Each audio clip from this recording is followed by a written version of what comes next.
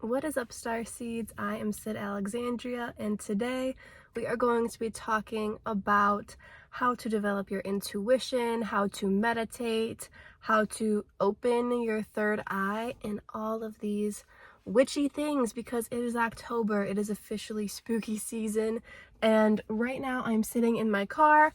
Over here we've got the dark clouds. Over here we've got the not as dark clouds, but it's still getting there. I feel like, have you guys ever seen where rain like starts and stops? Because I've seen that multiple times in my life, and I just am wondering if you guys have seen that too. Leave a comment down below, because in Michigan it's very common, I'm sure other places as well, to see super dark skies over there, looking all right over there, or super sunny over there and super dark over there. Start of the rain, end of the rain. I have a picture of like the steps on my patio, and it's like you can see the line, the cutoff of the cloud that's raining, and then over here it's dry. But that was a total side note. Let me know.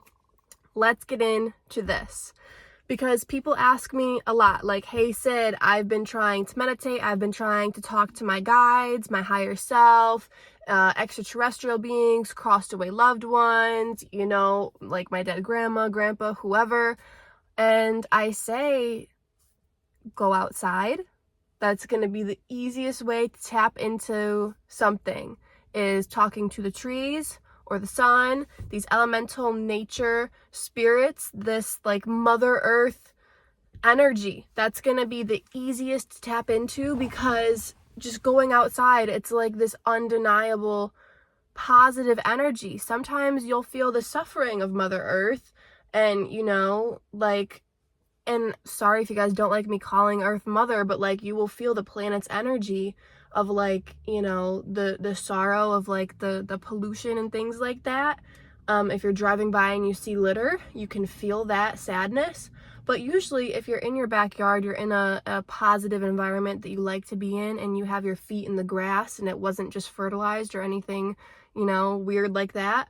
But you can tap into the trees. I have a video on how the mycelium and the roots and the fungus, and the trees communicate with other trees, and they can also communicate with you. And it's been proven to lower stress, and I'm sure to boost intuition as well when you have your feet in the ground, in the dirt. Even if there's not grass, like you're grounded. The electromagnetic field it's working harmoniously with the trees and with you, with your nervous system and all of that. So that is a scientifically proven way to tap into something, you know, to have more of that psychic intuition ability, because everyone has intuition. Everyone can be psychic. Everyone can be a medium. Everyone can be a witch. I have a video on like the spectrum of intuition as well, because it is a spectrum, you know. But another thing is understanding the science behind it, you know. Also using tools like tarot cards, oracle cards, crystals, pendulums, copper rods, palmistry, astrology, things like that. Different herbs can help boost your intuition, different essential oils. But understanding the science behind how those things work will help enhance the tool. But also, if you just want to go about this with no tools other than yourself, that's fine too. Once again, if you want to use the tools, that's cool too. I use tools every once in a while. I use astrology quite a bit to spark my intuition more when I give like Akashic record readings for people. But really, it's your higher self that is like the most important thing to tap into. It's just understanding the science behind how that works. It's basic energetic science, bro. Like, it's spirituality, intuition. It's not some weird pseudoscience. It's real science. And like how tarot cards work, I'm gonna do a video about this soon, I think, because it's important to understand. I didn't understand how tarot cards could be accurate, could be real, could actually work when I was like starting to develop my ability to connect with with dead people when that was coming on really strong for me in late middle school and in high school, when I went to a psychic the first time, and you know, the lady at the desk asked me, like, would you want a palmistry reading or a tarot reading? And I'm like neither, like, how do either of those work? But then I was like, okay, I guess palmistry if I have to pick one, because I don't understand how tarot cards could work. But then I realized it's like, it's you picking out the cards. It's your intuition feeling that. It's not random cards flying out. Like, it's you, it's synchronicities. Like when you get a sign from the universe, you know, it's synchronicities. It's not a coincidence. And yeah, and then you use your intuition to feel what those cards mean. Sure, they have like meanings, like official meanings that you can look online. I have a video on official card meanings, 2 videos for the major arcana and the minor arcana. But I recommend using your intuition first. That's how you develop more of an intuition. That's how you develop a relationship with your tarot card deck, which sounds kind of weird, kind of creepy, but it's a real thing. You kind of develop a bond with certain things, and some might call that an attachment. You wouldn't be wrong in saying that. You would be right in saying that, but you can still have like a bond with a deck and not be attached to it, you know? And when I say bond, I mean kind of like different cards have a different meaning for you than the official meaning in the guidebook or online. It's like you kind of have your own meaning for certain things. Just like how some people are like, oh, when I see a butterfly, it means this. When I see a crow, it means that. You know, certain people have different meanings for certain things. Once you get into using these tools, if you feel called to use your aquamarine crystal one day, that has a certain meaning for you. If you feel called to pick up your sodalite crystal, that might have a certain meaning for you. Like, oh, and because they do, like, are good for certain things, so you might think, oh, if I use my rose quartz, I need more self-love. But for some people, that might mean, oh, my grandmother's energy is coming through super strong today. You see what I'm saying? You develop these different signs for different tools. That can just help expand your intuition. There is like intuition tests, like in these Facebook groups I'm in, which I'm not super active in, but it'll just pop up on my feed sometimes, these like intuition tests. And the people are like, oh, you know, what color is the tarot card I'm going to flip over? Or what type of crystal am I holding in my closed hand? Like, this is an intuition test. Comment what you guys think, and then I'll reveal the answer. And it's like, you're not going to get those right every time if you're not in the groove of it. Okay? Because you know when you're like in the groove of it and you feel like you want to answer those questions, you're just in the mood to, and you know you're going to get it right, then you're going to get it right. But if you're not really focused on it, it's not that important. What color some random person, like what color the crystal they're holding, that doesn't matter. But you're going to get right, like your life path. You're going to get right, like the intuition, like should I do this career move or not? Like if you're focused on that, that's a big decision. That matters to you. What color crystal some stranger's holding doesn't matter to you as much. So that's why you're not always going to get those intuition tests right. So if you're asking this question, how do I develop my intuition, but you're like really trying hard and focusing, and then you're down because you didn't get it right, like that's not beneficial to you. However, if you're in the mood to and you feel like it's helping and you feel good about it and it's making you feel better, you know, don't develop a sort of ego towards it, but then do that if you'd like, you know, just kind of be aware. Be aware of that those intuition tests online are not always beneficial. Okay? Take it in moderation. Like everything in moderation, okay?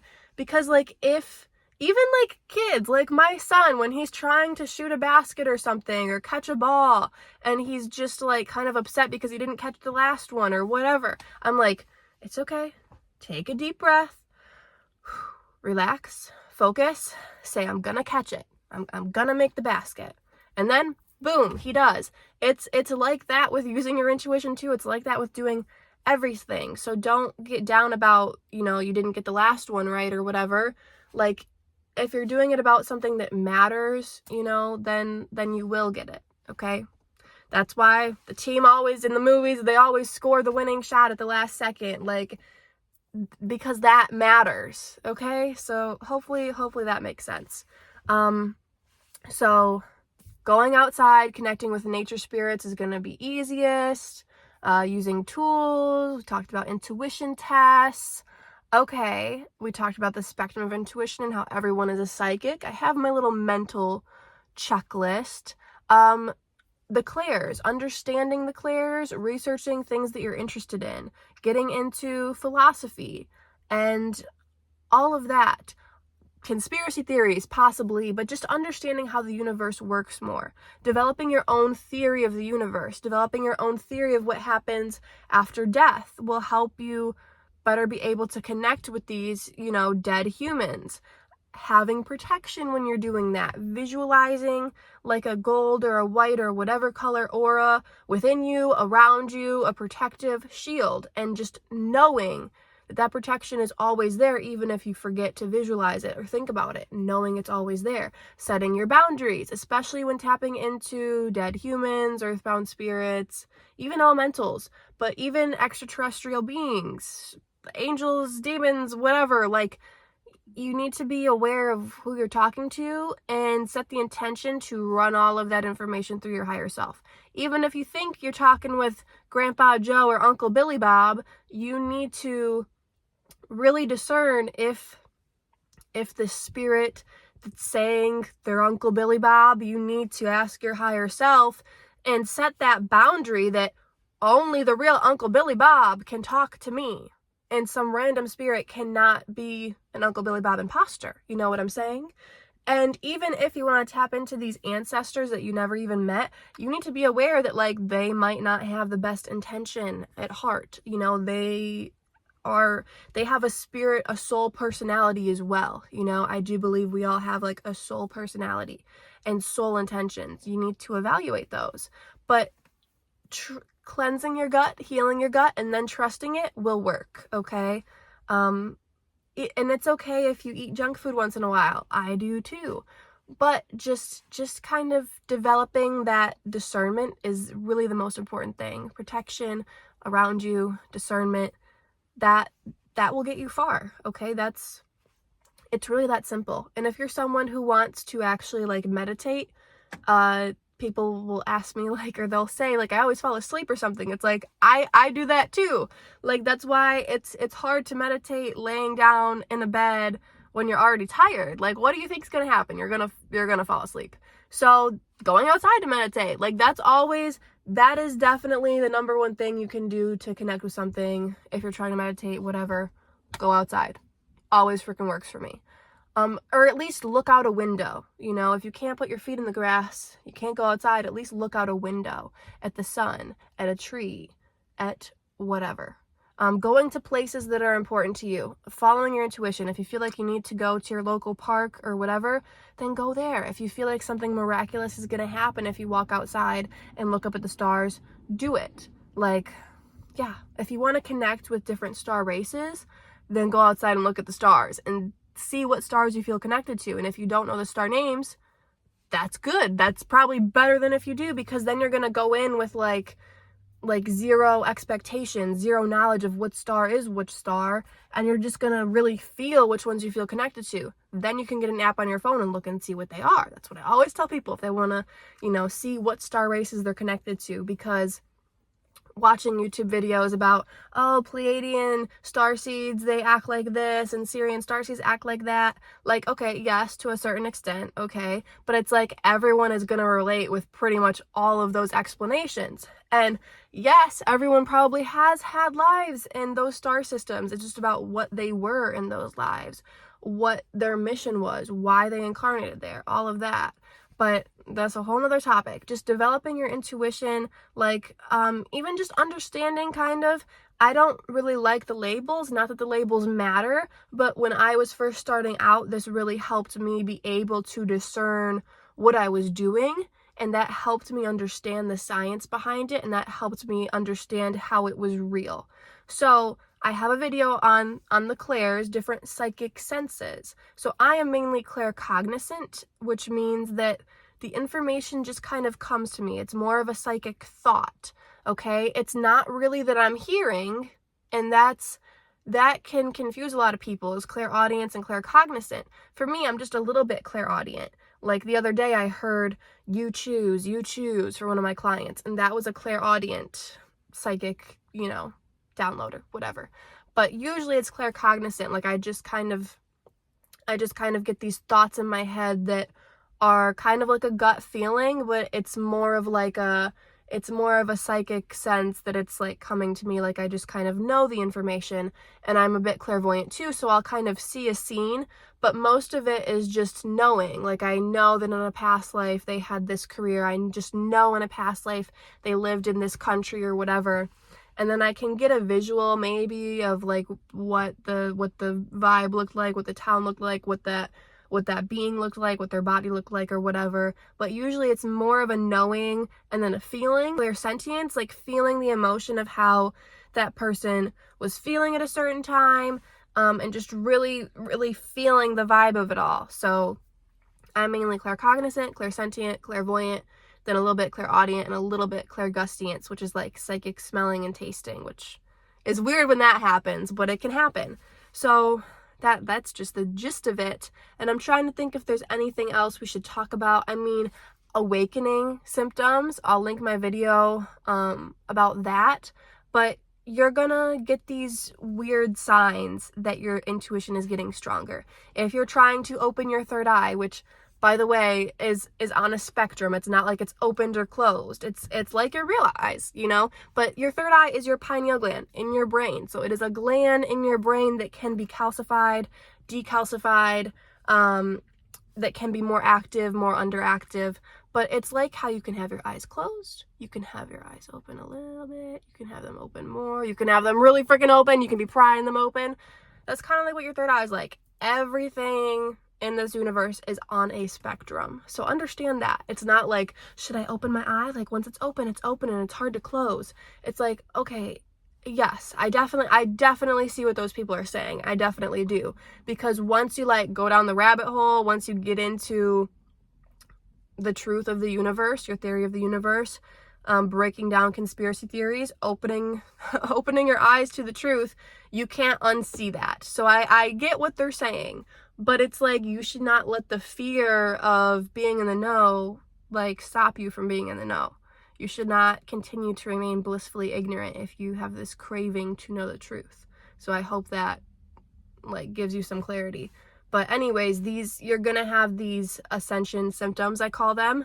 And I had what I thought were health issues, but was really just kind of anxiety, I guess, and also ascension symptoms, like digestive issues, headaches, but just kind of being aware about what it really is, using herbs and essential oils and relaxing and de-stressing yourself will help relieve that. But you're going to become more empathetic towards people. You're going to be picking up on people's energy more, and you're going to absorb that. You just have to realize that, be aware of that, choose to not absorb that, set that boundary and that intention that what is not yours, you don't have to absorb, okay? You can tap into the things you want to tap into, but you got to set the boundaries as to what you want to tap into and what you don't, what you're not comfortable with. But you're going to hear ringing in your ears. You're going to have technology glitch around you.